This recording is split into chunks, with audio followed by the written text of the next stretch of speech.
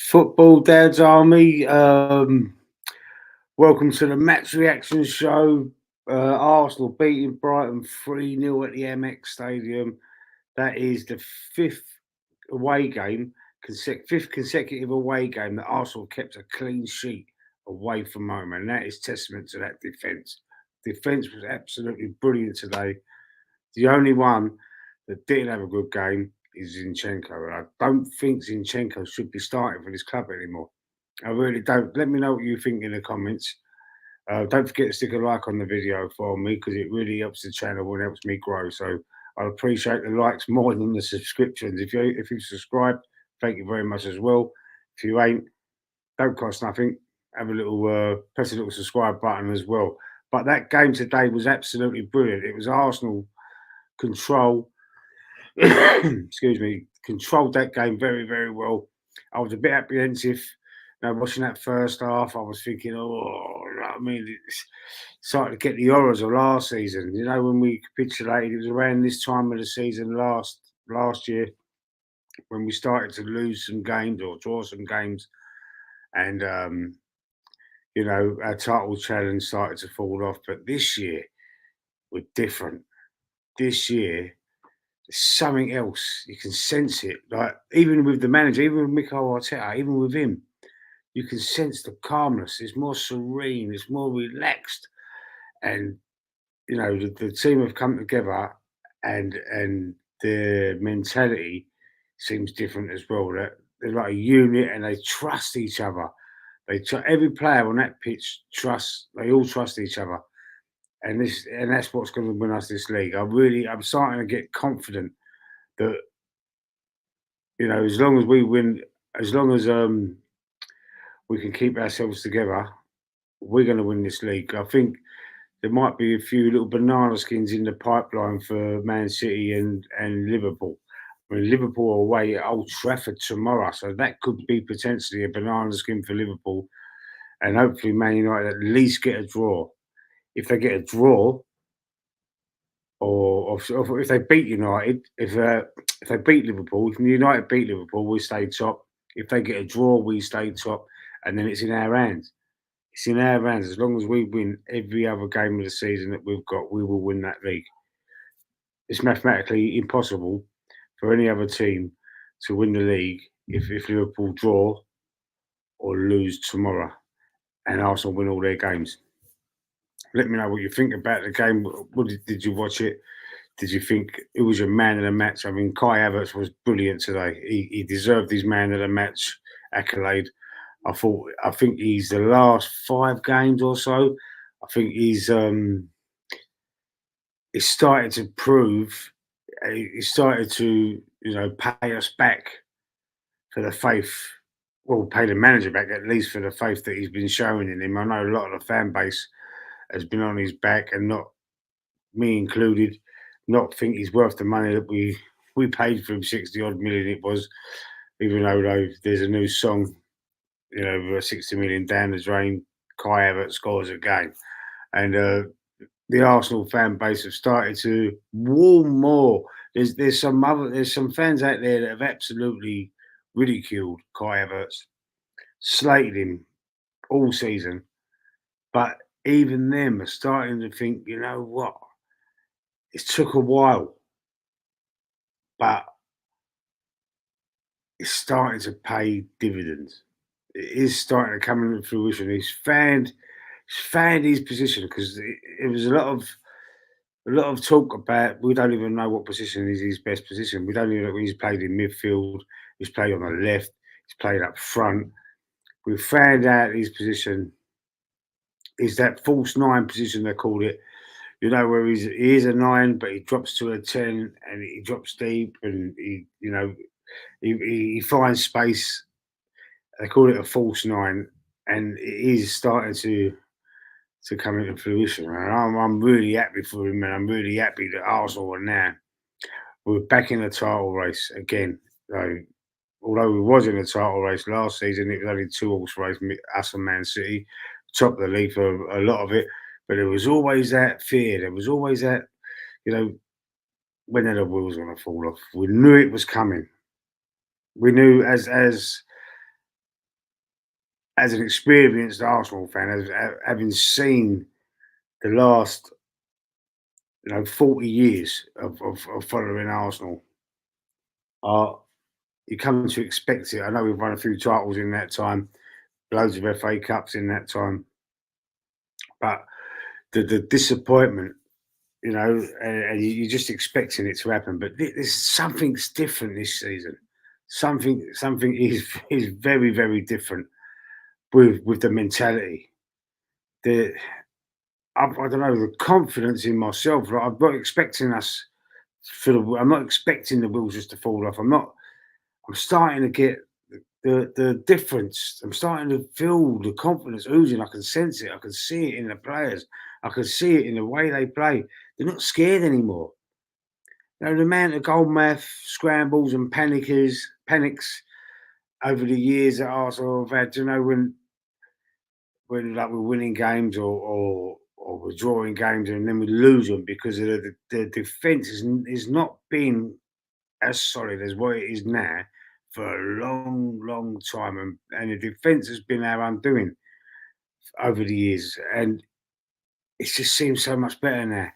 That with Saliba and Gabriel, the two centre halves, the best centre half pairing Arsenal have had since Campbell and Tory.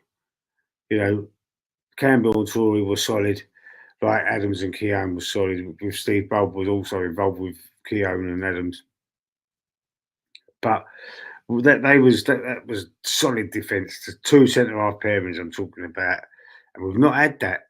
We've not had a solid like with Mustafi and Koscielny over the years, and Mertesacker. Mertesacker was decent. Mertesacker was decent, but he was still, there was still a mistake in him. But we haven't had a solid defence for a long, long time, and you can tell that the defence is testament to how we're playing at the moment. With Declan Rice there added, Jorginho was played well today, and I've got a little comment here. Hang on, let's read the comment. What game scares me is Chelsea. They're finding a bit of form lately, and anything can happen in a derby match. True, Anthony. It's my brother. Yes, anything can happen in a London derby match. But we've still got to go away to Spurs as well. I'm not worried about Chelsea, not one bit. I'm not worried about United. I'm not worried about going to Old Trafford. I'm not worried about that at all. I'm worried about going to White Hart Lane or the new White Hart Lane or whatever it's called there, the Tottenham Stadium. I'm worried about going there because that is always a tough game. That's a derby match, an North London derby. That is always a match where anything can happen. It's so fierce. The rivalry is so fierce with Spurs. But that's the only game I'm worried about. But anyway, going back to this game today, the the way we won this game it was just calm, cool, and collected. Saka's getting the penalty, Jesus winning the penalty, which is a bit of controversy over it. Well, I don't know why. To me, it's a stonewall penalty. You fell someone in the box, it's a penalty, standard. I don't know what all the arguments are about, and because when Chelsea got their penalty in the week on Thursday night, what happened there? Both of them, both. Did they get two? It was two penalties they had, wasn't it? Yeah, I think it was two penalties that Chelsea had, and you know what? No one was saying that wasn't a penalty and all jumping on the bandwagon. It's because the Arsenal hate is real. The mainstream media, pundits, it's there. It's there. They're sick. They don't want Arsenal to win anything. They don't want for some reason. I don't know what it is. I don't know why the Arsenal hate is there, but it is there. It's there for everybody to see. And if you say it ain't there, if you say I'm speaking bollocks or I'm paranoid or anything like that, there is an agenda against us. I'm telling you, if you can't see it, then you must be blind. You must be blind because it is there. I've had loads of people commenting and messaging me and all that saying about it's there. No one likes Arsenal. Everyone hates them. No one in the mainstream media wants Arsenal to do any good whatsoever. For whatever reason, I don't know what the reason is, but anyway, who cares? Keep crying in my eyes. Keep crying. Ooh, keep crying. Arsenal got to win this league, mate. I'm starting to think. If listen, if Liverpool fail to beat Man United tomorrow. This is Arsenal's league to lose. It's Arsenal's league to lose. Do the math. The goal difference. I think we've got about 8 more goals than Liverpool and Man City. 7 or 8 more goals. So it's going to take it's going to take a lot of goals from either club to surpass us in the goal difference. To get more goals than us. So even if we finish the season on the same points, the goal difference might come into effect, and the goal difference we've got a far superior goal difference. So it's going to take a lot of goals for us not to score, and for United, not United, for City and Liverpool to score for that to be surpassed. So I think we were all right with the goal difference thing. I think we're going to score enough. I don't think they're going to get more. The goal difference is going to we're going to be beaten on that. So even like when if the points are even, we'll win the league on goal difference, like we did in '89 at Anfield, if you remember. And the the title will be ours to lose if Liverpool fail to beat Man United. If they draw, the points are even. The points are even, and goal difference will keep us top. So I fancy a draw tomorrow. I fancy a draw at Old Trafford. The game on Thursday, Chelsea, Man United, was a great game of football. And Man, Man United have been called bottlers as well. Been called bottlers. Why would they be called bottlers? How can they be called bottlers? That was a great game of football. They was 2-0 down, come back 2-2, went 3-2 up, 3-3, lost it 4-3. It's not a bottle. It's not bottlers. How do they bottle it? Because they lost. Why every time a game is lost from a winning position, it's called a bottle job. You bottled it. Like Arsenal bottled the league. Arsenal bottled the league last season. We was Man City are the best team in the world. How did we bottle the league? We didn't win it, but we didn't bottle it. We lost some games we should have won. We drew some games we should have won. Yeah, but bottling it's like it's like a coward's word. We're not cowards. It's football. We didn't bottle it. We lost it. Yeah, we didn't bottle anything. I can't. This narrative of calling all these clubs bottlers if they lose a game, it's ridiculous to me. It makes no sense. Let me know what you think in the comments there about this new term that's come along about bottlers. You bottled it, yeah, you bottlers. It's stupid to me. But anyway, I'm so happy that Arsenal won today. And Man City set the precedent that they won their game. Keeping the pressure on. So the pressure's on was on Arsenal today to make sure they won today, and they did. They come through it, and they showed class.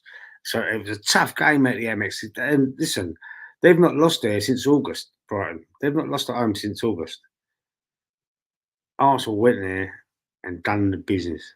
First half, all right, was a little bit nervy, a little bit scary, but the second half we showed them who the governors were. Saka getting a penalty.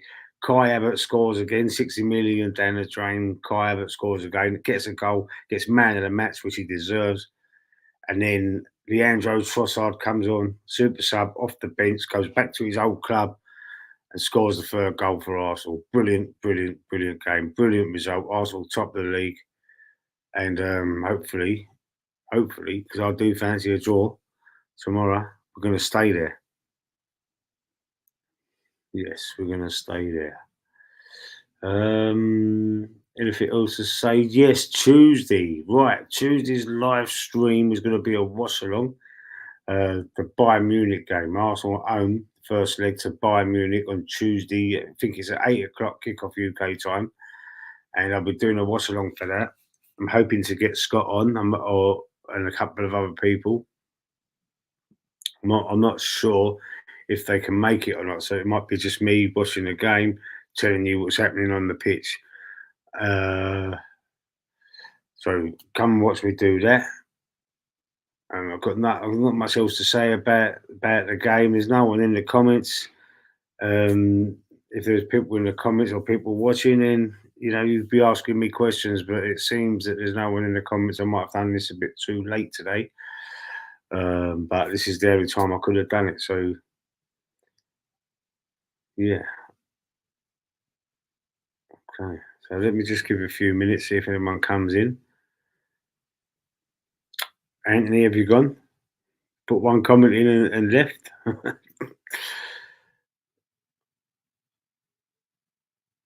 No one's watching.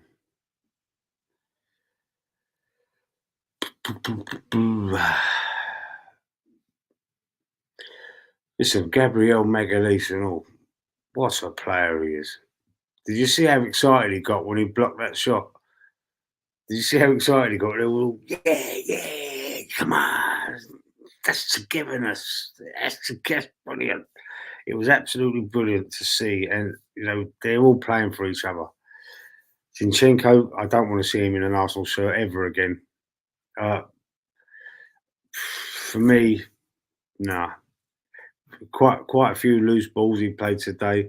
He was getting rinsed down that left hand side, or his left, their right. He was getting rinsed down that side. When Tommy Arsenal come on, it was all solid again. Jesus, Gabriel Jesus. It's painful to say, but I don't think I think we've got to bin him. I think we've got to sell him in the summer. Let me know what you think about that, Jesus. I want Jesus Zinchenko. I think I don't even want to see Zinchenko play in midfield anymore. I used to think, play a left back, play like Kiwior or Tommy Arsu or Julian Timber, on the left when he's fit, uh, and move Zinchenko into the midfield where I think he's a better player than he's at left back. I know he inverts into the midfield, leaves us too much exposed. He can't get back quick enough, and Gabriel has to keep covering him. He has to keep covering him, and makes his job a little bit more difficult. I don't think Zinchenko is the man. Um, we won't know until we see Jury and Timber how good he really is. I know he's had plaudits before he's got his injury, but I've never seen him play. So you need to do your own eye test on him. You can't just watch. Can't just take people's word for it. Or, a lot of people seem to do that, and a lot of people don't watch. He come from the Dutch league, didn't he? A lot of people don't watch other leagues and they make out they do, or they watch little reels and they watch little highlight clips and they think, yeah, he's a good player. But you can make anyone look good with an highlight reel. Don't know, but we'll see him play with the game he got his injury. I think it was it the Champions Shield, was it the Community Shield when he got that injury right at the start of the season? Was it the first game or was it the Community Shield? I can't remember, but played all right, but got that injury, boom, out for the season. Now he's got to start fresh again from next year.